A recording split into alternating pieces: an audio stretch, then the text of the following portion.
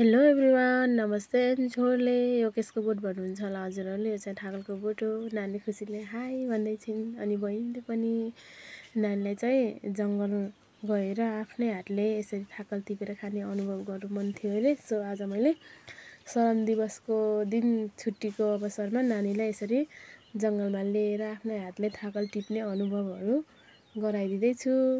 अघि पछि चाहिँ नानीले आफ्नो अङ्कलले फुपूहरूले लिएर आएको ठाकल चाहिँ खान पाउँथिन् कि।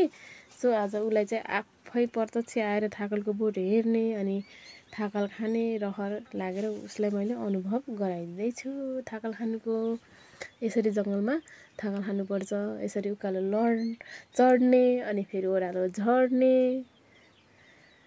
यसरी उकालो चढ्ने लड्ने क्रम जारी छ नानीको। नानी चाहिँ पहिलोपटक जङ्गल आएर होला यसरी हिँड्न पनि नजानेर चार खुट्टा टेकेर यसरी उक्लिँदैछन् उकालोमा। नानीको साथी चाहिँ अलिक टक्रै छिन् कि फेरि पहिलोपटक भयो भने ती चाहिँ फ्याट्ट चढिहाल्छन्।